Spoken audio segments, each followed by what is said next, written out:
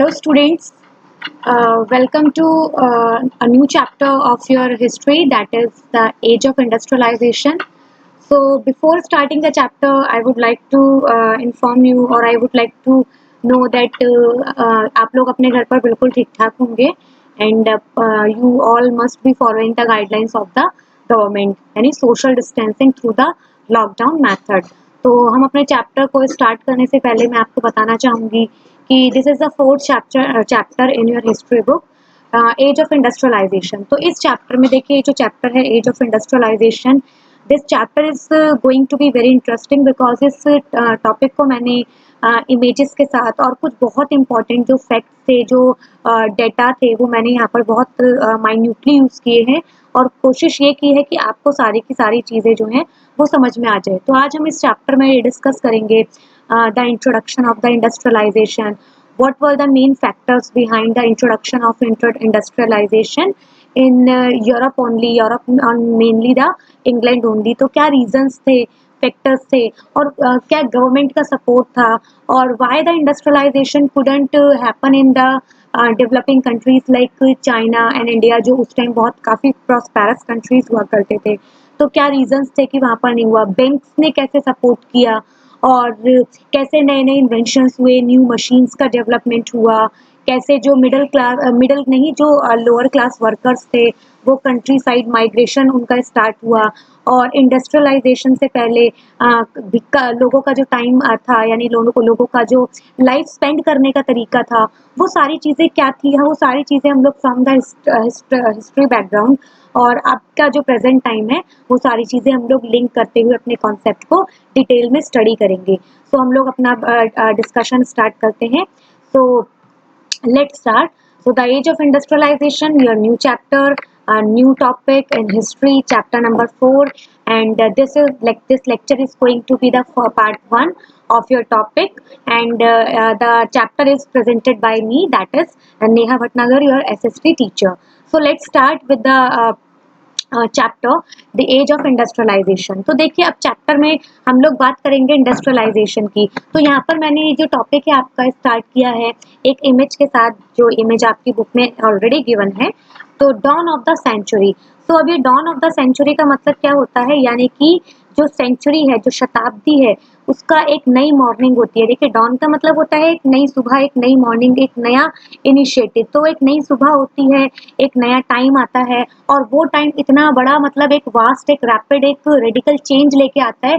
Radical change मतलब ऐसा change जो पिछले 100 सालों में आपने नहीं देखा हो, एक बहुत बड़ा मेजर लेवल पे चेंज आता है. तो वो क्या चेंजेस हुए थे उस टाइम के, तो उसको हम लोग यहाँ पर एक इमेज के थ्रू समझाने की कोशिश की गई है. फिर नेक्स्ट इसमें एक और मैंने इमेज दी हुई है कि 2 मैजिशियंस हैं यहाँ पर, करीब 20th सेंचुरी की है ये. 1901 में पेंटिंग को बनाया गया था और इसके साथ ही मैं अब आप लोगों को इंट्रोडक्शन देती हूँ. तो देखिए हमारा टॉपिक क्या है, industrialisation, the age of industrialisation. तो फर्दर अपने डिस्कशन को बढ़ाने से पहले we should be very much clear about each and every term. देखिए आपका जो एग्जाम है या आपका जो ये सब्जेक्ट है SST, इसमें सारा का सारा जो गेम है, सारा का सारा जो बेस है वो आपके टर्मिनोलॉजीज पर है. सारी की सारी टर्म्स के मीनिंग आप लोगों को क्लियर होना चाहिए. इम्पॉर्टेंट जो ईयर्स हैं, बहुत इम्पॉर्टेंट जो डेट्स हैं, बहुत इम्पॉर्टेंट. देखिए मैंने पहले ही बोल दिया है the most important dates and the important years. कुछ बहुत इंपॉर्टेंट इन्वेंटर्स यानी कि कुछ बहुत इंपॉर्टेंट पर्सनालिटीज हैं, उनके नाम आपको पता होने चाहिए. तो सब कुछ आपको नहीं करना है, याद नहीं करना है, आपको जस्ट चीज़ों को समझते हुए चलना है और वो मैं बहुत इजी तरीके से समझाने की कोशिश करूंगी. You just need to open your mind, क्योंकि पैराशूट तभी काम करता है जब वो ओपन होता है. एक बंद पैराशूट जो होता है कंप्लीटली यूजलेस होता है. तो हमें भी अपना जो माइंड है इसको ओपन करके चीज़ों को इसमें एंटर करने देना है. So let's start with the introduction of industrialisation. तो इंडस्ट्रियलाइजेशन क्या होता है, तो देखिए इंडस्ट्रियलाइजेशन क्या होता है, इट इज अ ट्रांजिशन. एक ट्रांजिशन होता है to the new manufacturing process. एक जो नया मैन्युफैक्चरिंग, एक नए तरीके का प्रोसेस आया है चीज़ों को, गुड्स को मैन्युफैक्चर करने का. तो वो जो ट्रांसफॉर्मेशन वाला टाइम है, जो एक पुराने आप तरीके से एक न्यू मेथड पे आ रहे हैं, तो वो जो बीच का एक जो गैप है, एक जो प्रोसेस है, एक मिडल जो वो जो ब्रिज है, वो जो ट्रांसफॉर्मिंग टाइम है, उसको बोलते हैं इंडस्ट्रियलाइजेशन। तो एक ट्रांजिशन होता है to the new manufacturing process from about, और ये कब से स्टार्ट हुआ था इंडस्ट्रियलाइजेशन? करीब मिड 18th सेंचुरी, यानी कि मिड 18th सेंचुरी 1760 से 1870 के बीच का जो टाइम है, ये इंडस्ट्रियलाइजेशन का टाइम पीरियड माना जाता है। और इस टाइम पीरियड में कुछ बहुत रेडिकल चेंजेस आए थे पूरी दुनिया में, पूरे वर्ल्ड में। रेडिकल मतलब कि ऐसे चेंजेस आए थे जो पिछले करीब 100 साल में, 200 सालों से कभी भी नहीं देखे गए थे, ना ही कभी किसी ने ऐसा इमेजिन किया था कि इतना बड़ा वास्ट चेंज भी आ सकता है। अब देखिए क्या चेंजेस आए, क्या ट्रांजिशन हो रहा था, ये इस तरीके का रेडिकल क्यों बोला गया? तो देखिए चेंजेस क्या हो रहे थे, जो हैंड प्रोडक्शन था, यानी जो हाथों से पहले काम होता था, मैनुअल लेबर के थ्रू काम होता था, ये मेथड्स चेंज हुए किसमें? मशीन्स में। तो ट्रांजिशन कहाँ हुआ? हैंड प्रोडक्शन टू मशीन्स में चेंज हुआ। अब मशीनों का इस्तेमाल होने लगा। फिर नए नए केमिकल मैन्युफैक्चरिंग आए, यानी केमिकल्स का यूज होने लगा प्रोडक्शन के लिए, नए नए केमिकल्स बनने लगे। आयरन का प्रोडक्शन काफी बढ़ गया था, आयरन प्रोडक्शन हुआ। देखिए किसी भी इंडस्ट्री का आज की डेट में, जो भी इंडस्ट्रीज हैं, जो भी फैक्ट्रीज हैं, जो भी कोई भी आप छोटा सा अपना सेटअप लगाएंगे, तो आयरन इज द बेस है। आयरन आपकी कंपनी का, आपकी फैक्ट्री का, आपकी इंडस्ट्री का। आयरन के बिना आप कुछ भी नहीं कर सकते हैं। तो आयरन इज द बैकबोन। तो स्टार्टिंग वहां पर भी आयरन से हुई थी, आयरन से, कॉटन से। तो ये जो थे, ये बैकबोन थे इंडस्ट्रियलाइजेशन के। तो आयरन का प्रोडक्शन हुआ, और स्टीम पावर का जो मतलब यूज था, वो काफी बढ़ने लगा था। स्टीम पावर मतलब जो ये स्टीम इंजन, मतलब स्टीम का यूज करके जो भी मतलब डेवलपमेंट की मशीन थी, उनको उनसे काम करना शुरू कर दिया। फिर डेवलपमेंट हुआ, नए नए मशीन टूल्स बनने लगे, और फैक्ट्री सिस्टम का धीरे धीरे करके काम, मतलब फैक्ट्री सिस्टम का डेवलपमेंट, फैक्ट्री सिस्टम का इंट्रोडक्शन शुरू हो गया। ठीक है, अब देखिए ये सब चीजें स्टार्ट कहाँ से हुई थी? ये जो पूरा का पूरा प्रोसेस था, ट्रांसफॉर्मेशन था, ट्रांजिशन का फेज था, ये सब चीजें चल रही थी इंग्लैंड में चल रही थी। तो ये सारा का सारा जो इंडस्ट्रियलाइजेशन था, याद रखिएगा, इट बिगेन इन इंग्लैंड, और later it spread to France, यानी कि जो अदर पार्ट्स थे यूरोप के, like France, Germany, Netherlands, Austro Hungary empire जो था, और अदर जो नेशंस एम्पायर्स, यानी जो उधर नेशंस थे, एम्पायर्स थे, मोनार्क्स थे, उनके एरियाज में ये एक्सपेंड होना शुरू हो गया। फिर ये जो इंडस्ट्रियलाइजेशन था, और ये ऐसा नहीं है कि देखिए मतलब वो जो मैंने आपको अभी टाइम बताया था 1760 टू 1870 के, बस यही टाइम पीरियड जो था करीब 100 साल का, 150 साल का, यही इंडस्ट्रियलाइजेशन का था, नहीं। वहां से स्टार्ट हुआ, और आज हम 21st सेंचुरी 2020 में मतलब हम लोग हैं।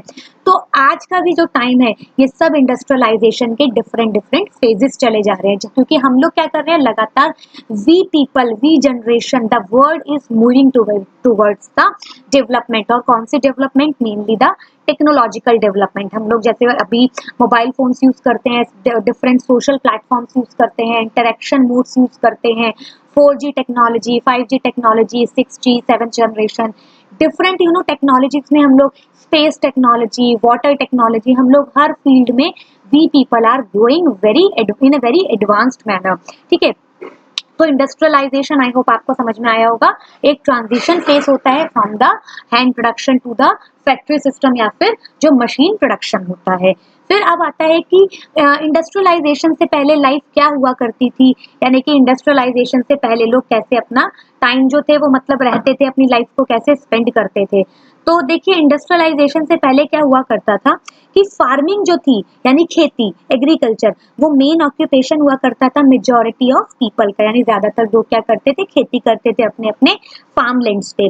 और वो लोग क्या थे, कहाँ पर रहते थे, और वो लोग उसी जगह पर रहते थे जहाँ पर उनका फूड सोर्स है। देखिए ये बहुत बेसिक सी चीज है समझने के लिए, कि लोगों को जहाँ पर खाना मिलता है, वो अपना जो मतलब सर्वाइवल होता है, अपना जो रेजिडेंस होता है, वो वहीं पर स्टैब्लिश करते हैं। जहाँ खाना मिलेगा हम लोग वहीं रहेंगे, जहाँ पर हमें लगेगा लाइफ की पॉसिबिलिटी है, पानी मिल रहा है, जो बेसिक चीजें हैं, वहीं पर हम अपने आप को स्टैब्लिश कर लेते हैं। ठीक है, फिर सारी की सारी जो कमोडिटीज थी, मतलब जितनी भी जो लोगों को बेसिक जो उनको गुड्स चाहिए होते थे, जो भी कमोडिटीज चाहिए होती थी, वो सारी लोकल हुआ करती थी। फॉरेन गुड्स को मंगाना एक बहुत लग्जरी, एक बहुत रेयर बात हुआ करती थी, यानी जो बहुत जो रिच पीपल होते थे, जो बहुत रॉयल पीपल होते थे, वही लोग उन चीजों को अफोर्ड कर पाते थे और उनमें बात करते थे।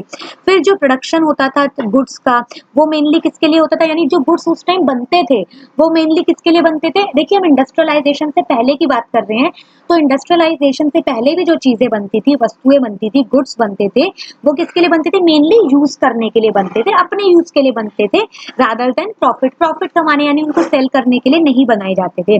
वेपन्स ऐसे मतलब औजार, हथियार, ऐसे खतरनाक इंस्ट्रूमेंट्स यूज होते थे, खतरनाक नहीं थे, बहुत मतलब बहुत छोटे लेवल पे इंस्ट्रूमेंट्स, वेपन्स यूज होते थे, जिनसे आप कुछ ही लोगों को मार सकते थे। तो यानी कि लार्ज स्केल एक मास लेवल पे प्रोडक्शन वेपन्स का नहीं होता था। फिर अब देखिए आज की डेट में क्या है, हम इंडस्ट्रियलाइजेशन टाइम में रह रहे हैं। आज तो ऐसे ऐसे वेपन्स बना चुके हैं सारे देश ही, ऑलमोस्ट सारे कंट्रीज, चाहे वो इंडिया हो, चाइना हो, रशिया हो, यूएसए हो, इजराइल हो, सऊदी अरेबिया हो, ईरान हो, ऐसे ऐसे वेपन्स बना चुके हैं कि आप एक मिसाइल यहाँ से लॉन्च कीजिए और वो इंटर कॉन्टिनेंटल अटैक कर देगी, जिसे आईसीबीएम बोलते हैं, इंटर कॉन्टिनेंटल बैलिस्टिक मिसाइल बोलते हैं। हमारे पास, इंडिया के पास भी है अग्नि 5, जो करीब 5000 की, जो 5000 किलोमीटर की रेंज है इंडिया के बॉर्डर्स के बाहर, उसको भी कवर अप कर देगी, यानी अब पूरा चाइना जो है वो इंडिया के कैप्चर में आ गया है। ठीक है, तो ये सब चीजें आज की डेट में पॉसिबल है, लेकिन बिफोर इंडस्ट्रियलाइजेशन चीजें उतनी वास्ट मतलब बड़े स्केल पर डेवलप नहीं थी। फिर लाइफ एक्सपेक्टेंसी भी देखिए, जब डेवलपमेंट ही नहीं है तो लाइफ एक्सपेक्टेंसी यानी कि जो डेथ रेट है वो बहुत ज़्यादा होगा, बर्थ रेट है वो बहुत ज़्यादा होगा, तो लाइफ एक्सपेक्टेंसी उस टाइम करीब 35 years on an average age थी। आज की डेट में क्या है, देखिए आज की डेट में यानी प्रेजेंट टाइम में जो लाइफ एक्सपेक्टेंसी है वो करीब 70 ईयर्स के आसपास है, यानी उधर के उस टाइम की डबल है। तो क्यों? क्योंकि जो मेडिकल फैसिलिटीज हैं, हेल्थ फैसिलिटीज हैं, और काफ़ी जो मतलब एजुकेशनल लेवल है, जो भी एक इंफ्रास्ट्रक्चरल चाहिए, जो एक ह्यूमन हेल्थ के लिए, ह्यूमन डेवलपमेंट के लिए जो भी इंफ्रास्ट्रक्चर चाहिए, बेसिक चीज़ें चाहिए, वो आज की डेट में सबके, ऑलमोस्ट पीपल के पास अवेलेबल है। तो इसलिए लाइफ एक्सपेक्टेंसी भी जो है वो इंक्रीज हो गई है। बट उस टाइम क्या था, बेसिक फैसिलिटीज नहीं थी, तो लाइफ एक्सपेक्टेंसी भी काफ़ी कम थी। नेक्स्ट क्या था, ट्रैवल और कम्युनिकेशन के जो मीडियम्स थे, जो मोड्स थे, वो भी क्या थे, बहुत दूर दूर तक नहीं अवेलेबल थे, और थे ही नहीं या बहुत ही ज़्यादा स्लो थे। जैसे मान लीजिए अगर हमें दिल्ली से आगरा, जैसे करीब 200 किलोमीटर का डिस्टेंस है दिल्ली से आगरा, तो अगर हमें कोई लेटर भेजना है, कोई मैसेज भेजना है, तो पहले वो क्या था, कम से कम मिनिमम 2 डेज ले लेता था। लेकिन आज की डेट में क्या है, जस्ट क्लिक अवे, एक क्लिक की दूरी पर है, आप एक मैसेज टाइप करिए, आप एक लेटर टाइप करिए। लेटर वेटर तो अब देखिए कुछ नहीं चलता, अब तो सारा का सारा कॉन्वर्सेशन जो है, कम्युनिकेशन है, या तो टेलीफोनिकली हो जाता है, या फिर हम लोग वीडियो कॉन्फ्रेंसिंग के थ्रू, हम लोग फेस टू फेस एक दूसरे से, मीलों दूर, हम अमेरिका बैठे हुए हैं, हम फ्रांस बैठे हुए हैं, हम कहीं पर भी बैठे हुए हैं, हम लोग face to face through the internet medium हम लोग आज की डेट में बात कर सकते हैं, देख सकते हैं, जान सकते हैं। लेकिन उस टाइम ये सब चीजें अवेलेबल नहीं थी, ना ही पॉसिबल थी। फिर ये देखिए, उसके बाद फिर देखिए क्या होता है, फिर कुछ फैक्टर्स थे जिन्होंने इंडस्ट्रियल डेवलपमेंट को बहुत ज़्यादा प्रमोट किया, इंडस्ट्रियलाइजेशन के प्रोसेस को। तो हम लोग वन बाय वन करके स्टार्ट करते हैं, बहुत ध्यान से सुनिएगा आप इन चीज़ों को, ये बहुत इंपॉर्टेंट है। बुक्स में सारी चीज़ें गिवन नहीं है, मैंने बहुत डिफरेंट सोर्सेज से चीज़ों को कलेक्ट किया है और मैं आपको यहाँ पर समझा रही हूँ, so please listen very very carefully. तो सबसे पहला फैक्टर क्या था इंडस्ट्रियलाइजेशन का इंग्लैंड में, इंग्लैंड की बात कर रहे हैं हम लोग अभी स्पेसिफिकली। सबसे फर्स्ट फैक्टर था कि एग्रीकल्चरल जो सरप्लस था इंग्लैंड में, क्योंकि नई नई टेक्निक्स आ गई थी इंडस्ट्रियलाइजेशन की वजह से, अब एग्रीकल्चरल जो प्रोडक्शन था वो काफ़ी सरप्लस में प्रोड्यूस हो रहा था। तो इससे एग्रीकल्चरल रेवोल्यूशन हुआ 17th सेंचुरी में। तो फर्स्ट फैक्टर क्या था, एग्रीकल्चरल रेवोल्यूशन। सेकेंड फैक्टर क्या था, मर्केंटलिज्म, यानी कि जो बिजनेस हो रहा था, जो ट्रेड हो रहा था। तो ट्रेडिंग अब देखिए, अब इंडस्ट्रियलाइजेशन से पहले ट्रेड जो हो रहा था, जो बिजनेस हो रहा था, वो सिर्फ किस लिए हो रहा था, चीजों का प्रोडक्शन अपने यूज के लिए। बट इंडस्ट्रियलाइजेशन में जो प्रोडक्शन हो रहा था, that was only for the sole purpose for earning maximum profit. अब मैक्सिमम प्रॉफिट्स को अर्न करने के लिए ट्रेडिंग की जा रही थी, और ज्यादा से ज्यादा वेल्थ को हर कोई एक्यूमुलेट यानी इकट्ठा करना चाहता था। थर्ड फैक्टर क्या था इंडस्ट्रियलाइजेशन को प्रमोट करने में, देखिए हमने बोला कि इंग्लैंड में हुआ था।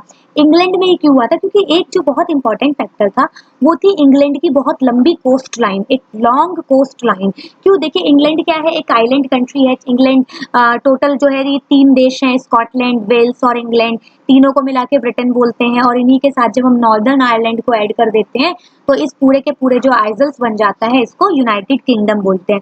तो इंग्लैंड की बहुत लंबी अपनी ही एक कोस्ट लाइन है। तो इससे क्या होता है, जो भी सी ट्रेड होता है, समुद्र के थ्रू जो इंटरनेशनल ट्रेड होता है, उसको बहुत ज़्यादा प्रमोशन मिला, प्रमोट किया गया। कोई भी रीजन जो था वो इनसे बहुत ज़्यादा दूर नहीं था। इन्होंने अपने पोर्ट्स, सी पोर्ट्स डेवलप किए और इससे जो प्रोक्योरमेंट्स था रॉ मटेरियल का फ्रॉम डिफरेंट कॉलोनीज वो बहुत ज़्यादा ईजी हो गया था। और फिर देखिए इंग्लैंड में बहुत सारी रिवर्स हैं, इनके पास अपनी रिवर्स हैं, तो उससे जो इनलैंड वाटरवे था वो डेवलप हुआ। तो सी ने काफ़ी बड़ा रोल प्ले किया ओशियंस ने, और उसके बाद इंटरनली जो कम्युनिकेशन ट्रांसपोर्टेशन था उसके लिए रिवर्स ने काफ़ी इनलैंड अच्छा एक इनलैंड वाटरवे का रोल प्ले किया।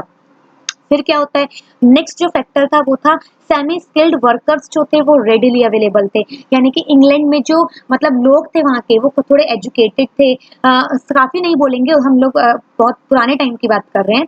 तो सेमी स्किल्ड थे यानी कि उनको कुछ ना कुछ चीज़ें उनको पहले से ही आती थी, बिल्कुल ज़ीरो उनका बेस नहीं था, उनका एक बेस थोड़ा सा तैयार था। तो वो सेमी स्किल्ड थे और वो लोग वहाँ पर फैक्ट्रीज में काम करने के लिए अवेलेबल थे। फिर नेक्स्ट फैक्टर था कि देखिए अब देखिए जो बहुत इंपॉर्टेंट फैक्टर था वो था abundance and availability of the coal and iron. Yes, ये जान था, ये कोर था इंडस्ट्रियलाइजेशन प्रोसेस का इंग्लैंड में, कि इंग्लैंड में कोल और आयरन की माइंस थी, इतनी जबरदस्त माइंस थी, इतनी अबेंडेंस क्वांटिटी में माइंस थी कि रेस्ट ऑफ जो यूरोपियन कंट्रीज थे कि वो कहीं से देखिए पूरे यूरोप का कोल और आयरन माइंस एक तरफ और इंग्लैंड की कोल एंड आयरन माइंस एक तरफ थी। तो इंग्लैंड ने इनिशियली एक लीड किया, एक गाइड किया अपनी इन माइंस की वजह से, किसको, पूरे इंडस्ट्रियलाइजेशन प्रोसेस को। नेक्स्ट जो फैक्टर आता है वो ये है कि देखिए जो इंग्लैंड की गवर्नमेंट थी उसने भी ये जो इम्प्रूवमेंट्स हो रही थी ट्रांसपोर्टेशन के जो मोड्स थे और ये जो मतलब जितना भी जो इंडस्ट्रियलाइजेशन का प्रोसेस था, फैक्ट्री सिस्टम था, मशीन्स थी, इसको प्रमोट करने में गवर्नमेंट ने भी बहुत बड़ा रोल प्ले किया। कैसे रोल प्ले किया, गवर्नमेंट ने बैंकिंग सिस्टम को इस्टेब्लिश किया, प्रमोट किया। खैर बैंकिंग्स तो पहले से ही थे, और नेवी का यूज किया गया ब्रिटेन के ट्रेड को प्रोटेक्ट करने में। यस बिल्कुल, देखिए नेवी का यूज क्यों किया गया, क्योंकि देखिए उस टाइम क्या होता था, ये जो 16 सेंचुरी, 17 सेंचुरी, 18 सेंचुरी में क्या होता था, जो यूरोप के कंट्रीज थे, फ्रांस, जर्मनी, इटली, ये जो एम्पायर्स थे ये आपस में ही लड़ते रहते थे। तो इसी के इन्हीं वॉर्स को रोकने के लिए ही तो जो 7 ईयर वॉर्स हुआ था between the France and Britain, इसी तरीके के जो वॉर्स होते थे इनको स्टॉप करने के लिए ही क्या किया गया था, यूरोपियन यूनियन बनाई गई थी 1958 में। ठीक है, क्यों, ताकि थर्ड वर्ल्ड वॉर ना हो। अब कोई वॉर अगर लड़ा गया तो इतने खतरनाक वेपन्स हैं कि पूरी की पूरी अर्थ ही खत्म हो जाएगी। तो इसलिए क्या किया गया कि उधर क्या हो रहा था, इंग्लैंड ने क्या किया, वहां की गवर्नमेंट ने कि नेवी का इस्तेमाल किया, मतलब नेवी को एम्प्लॉय कर दिया कि ब्रिटेन के ट्रेड को आप लोग क्या करोगे, प्रोटेक्ट करोगे। कैसे, डिफरेंट डिफरेंट नेवी बेस बना के, मिलिट्री बेस बना के। तो देखिए आज के डेट में भी क्या है, जो ये ब्रिटेन, जो यूरोपियन कंट्रीज है लाइक फ्रांस हो गया, ब्रिटेन हो गया, अमेरिका हो गया यानी कि यूएसए, इनके अपने अपने बेसिस हैं, मिलिट्री बेसिस हैं, नेवी बेसिस हैं, नेवल बेसिस हैं। तो वो क्यों है, जो इनके शिप्स को, क्योंकि देखिए शिपिंग्स के थ्रू, ओशियंस के थ्रू ट्रेड होता है, इनके शिप्स जिनके consignments from one place to other place move करते हैं। तो अब उन शिप्स की जो प्रोटेक्शन है वो कौन इंश्योर करता है, कि जो भी आइलैंड्स हैं, छोटे छोटे आइलैंड्स है, चाहे इंडियन ओशियन हो, चाहे अटलांटिक ओशियन हो, चाहे पैसिफिक ओशियन हो, तो अलग अलग आइलैंड्स इन्होंने खरीदे हुए हैं और उन आइलैंड्स पे इन्होंने अपनी मिलिट्री, अपनी नेवी को खड़ा किया हुआ है, ताकि हमारा जो ट्रेड है, हमारे जो शिप्स हैं वो फुल्ली प्रोटेक्टेड रह सके। मैं आपको एक एग्जांपल दे सकती हूँ अपने इंडियन ओशियन का ही। इंडियन ओशियन यानी हमारा जो इंडियन ओशियन है, तो हमारे जो इंडिया के जो सदर्न साउथ वेस्टर्न यानी कि साउथ वाला जो पार्ट है, यानी कि जहाँ मालदीव पड़ता है, लक्षद्वीप से नीचे अरेबियन सी में, तो मालदीव पड़ता है। मालदीव के नीचे करीब मालदीव के साउथ में मॉरिशस पड़ता है, सेशल्स आइलैंड पड़ते हैं, और इसके पास ही एक छोटा सा आइलैंड पड़ता है जिसका नाम है डियागो ग्रेशिया। तो डियागो ग्रेशिया जो आइलैंड है ये यूएसए का मिलिट्री बेस है इंडियन ओशियन में। तो ये क्या करता है, ये इंश्योर करता है कि यूएसए के, अमेरिका के जितने भी शिप्स यहाँ से मतलब पास आउट हो रहे हैं, वो यहाँ से पास हो रहे हैं, वो बिल्कुल प्रोटेक्टर है, उन पर कोई भी कंट्री अटैक ना कर सके। ओके, फिर नेक्स्ट फैक्टर क्या था कि ये जो एडमिनिस्ट्रेटिव और मिलिट्री एक्सपेंडिचर हो रहे थे इंग्लैंड के, ये बहुत ही ज्यादा कम थे as compare to the other monarchs of the Europe. तो जो भी खर्चे हो रहे थे उस टाइम, एडमिनिस्ट्रेटिव खर्चे हो या मिलिट्री के जो भी खर्चे थे उस टाइम सरकार के, इंग्लैंड के, ये बहुत ही कम थे as compare to other countries. क्यों कम थे, देखिए इंग्लैंड की लोकेशन क्या है, मैंने आपको बताया कि इंग्लैंड जो है एक आइलैंड कंट्री है और बाकी के जो मतलब कंट्रीज हैं उनसे काफी मतलब अलग है। तो जब आपकी लोकेशन ही सेपरेटेड है as compare to the other part, तो क्या होगा आपका जो वॉर है, आपके जो मतलब एक्सपेंडिचर्स है वो इनके कंपैरिजन में क्या होंगे, काफी कम होंगे। तो वो यहाँ पर आप टैक्स नहीं बढ़ाएंगे लोगों से अपने एक्सपेंडिचर्स को वो करने में, तो उससे क्या होगा, ओवरऑल एक बैलेंस बना रहेगा और आप अपने वो जो मनी आपने सेव किया है उसको आप एक सही जगह पर अपने डेवलपमेंट के लिए यूज कर सकते हैं। नेक्स्ट क्या था, जो रिसोर्सेज थे कॉलोनीज की फॉर्म्स में, वहां से इनको चीप रॉ मटेरियल मिल रहा था और अपने फिनिश प्रोडक्ट को सेल करने के लिए एक अच्छी रेडी मार्केट भी मिल रही थी। तो इंडिया ने तो खैर ये जो रोल था इसको प्ले किया ही था। इंडिया इनके लिए एक रॉ मटेरियल का सोर्स था और इनके फिनिश प्रोडक्ट के लिए एक तैयार प्रिपेयर्ड रेडी मार्केट थी। फिर जो साइंटिफिक इन्वेंशंस थे ये फैसिलिटेट किए गए, ये इनको बहुत ज़्यादा प्रमोट किया गया, कहाँ पर, ब्रिटेन में। बैंक्स और बैंकिंग सिस्टम को बहुत ज़्यादा प्रमोट किया गया, डेवलप किया गया गवर्नमेंट के थ्रू। देखिए बैंकिंग सिस्टम जो थे ये 13 बहुत पुराना है, 13th और 14th सेंचुरी से ही बैंकिंग सिस्टम का इंट्रोडक्शन हो चुका था। और जो सबसे मतलब पुराना बैंकिंग सिस्टम का डेवलपमेंट था, इंट्रोडक्शन था, वो इटली में हुआ था। फिर स्ट्रॉन्ग प्रॉपर्टी लॉज बनाए इंग्लैंड ने, यानी कि जो भी आप अपना बिजनेस सेटअप करेंगे उसको प्रोटेक्ट करने के लिए एक बहुत स्ट्रिक्ट लॉज बनाए थे। पॉलिटिकल इंस्टीट्यूशंस इन्होंने स्टैब्लिश किए। पॉलिटिकल इंस्टीट्यूशंस मतलब जो भी कैपिटलिस्ट हैं, जो भी लोग अपना अपना इंडस्ट्रीज लगा रहे हैं, अपना बिजनेस सेटअप कर रहे हैं, अपना स्टार्टअप कर रहे हैं, तो उनको प्रोटेक्ट करने के लिए, क्योंकि देखिए जब नई नई इंडस्ट्री सेटअप होंगी तो उन लोगों का भी अपना एक ग्रुप होगा, उन इंडस्ट्रियलिस्ट के ग्रुप को लॉबिस्ट बोलते हैं। और वो लोग क्या करते हैं, लॉबिंग करते हैं। लॉबिंग मतलब गवर्नमेंट से मतलब बात करते हैं, गवर्नमेंट को इस तरीके से वो लोग करते हैं कि आप जो भी पॉलिसी बनाएंगे, रूल्स बनाएंगे, वो हम लोगों के फेवर में होनी चाहिए। इस चीज, ये जो कॉन्सेप्ट है ना कि आप मतलब कैपिटलिस्ट के फेवर में काम करेंगे, इस कॉन्सेप्ट को बोलते हैं क्रोनी कैपिटलिज्म। यस, ये बहुत इंपॉर्टेंट है और मे बी आपके पेपर में सीधा क्वेश्चन पूछ लिया जाए। क्रोनी कैपिटलिज्म क्या होता है कि जो कैपिटलिस्ट होते हैं उनका एक बहुत बड़ा इन्फ्लुएंस होता है ओवर द पॉलिटिकल पार्टी, जो रूलिंग पार्टी है कंट्री में। फिर देखिए नेक्स्ट फैक्टर क्या था कि जो इंग्लैंड था वहाँ की पॉपुलेशन क्या थी, बहुत कम पॉपुलेशन थी, तो वहाँ पर जो लेबर का कॉस्ट था वो बहुत ज्यादा हाई था। पॉपुलेशन लोग क्यों थी, क्योंकि देखिए वहाँ पर एक ब्लैक डेथ हुआ था, प्लेग फैल गया था, जिससे वहाँ की काफी पॉपुलेशन, काफी लोगों की जान गई थी, काफी लोगों की डेथ हो गई थी, तो पॉपुलेशन कम था। और पॉपुलेशन कम होगा, देखिए जब किसी चीज की सप्लाई कम होती है तो ऑब्वियसली उसके जो प्राइस होते हैं वो काफी हाई हो जाते हैं, क्योंकि डिमांड तो उतनी रहती है। तो फिर क्या होता है, लेबर के कॉस्ट हाई हो गई। देखिए बहुत बड़ा रोल इसने प्ले किया। अब आप कहेंगे कि मैडम कैसे ऐसा हो सकता है कि लेबर महंगी है तो इंडस्ट्रियलाइजेशन कैसे बढ़ा। लेबर महंगी है, अब जो इंडस्ट्रियलिस्ट थे उन्होंने दिमाग लगाया कि हम लोग इतना पैसा इन्वेस्ट करेंगे लेबर को खरीदने में, लेबर को पे करेंगे वेजेस की फॉर्म में। फिर लेबर के साथ क्या रहता है, बहुत सारे इश्यूज होते हैं, आज बीमार हो गया, आज एक्सीडेंट हो गया, आज ये इशू हो गया, आज स्ट्राइक कर दी।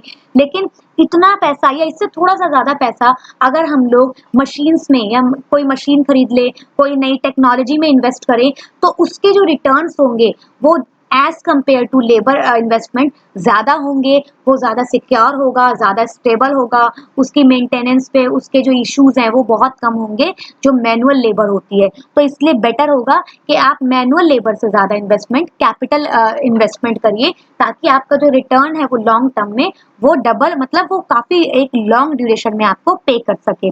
फिर जो इंसेंटिव्स थे इन्वेंट करने के लिए, अडॉप्ट करने के लिए नई मशीन्स को, वो बहुत ज्यादा वहाँ की जो गवर्नमेंट थी उन्होंने काफी प्रोवाइड किए थे, किसको, जो वहाँ पर जितने भी इन्वेंशंस, जो भी इंडस्ट्रियलिस्ट थे। तो यहाँ पर मैं अपना इस इंट्रोडक्टरी पार्ट को कंप्लीट करती हूँ।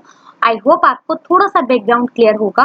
और इसके साथ के जो भी मतलब अब आगे का पार्ट आएगा, लाइक जो कुछ टर्म्स हैं यहाँ पर, प्रोटो इंडस्ट्रियलाइजेशन, गिल्ड्स आएगा, और क्या क्या इन्वेंशंस हुए थे वो फर्दर हम लोग नेक्स्ट अपने जो लेक्चर आएगा उसमें डिस्कस करेंगे। तो इस लेक्चर के रिगार्डिंग, इस पर्टिकुलर लेक्चर के रिगार्डिंग, पार्ट 1 के रिगार्डिंग जो भी आप लोगों के डाउट्स हैं, better you can ask me in the comment section and I will answer each and every question of every student. So thank you.